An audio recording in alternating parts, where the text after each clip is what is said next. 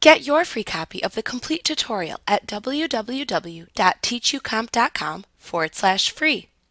Export a web gallery rather than uploading it to save a local copy to preview using a browser, or to upload it if you use a separate FTP application to upload files. When you export a web gallery, Lightroom Classic CC creates a folder containing the gallery's HTML files, image files, and other web-related files.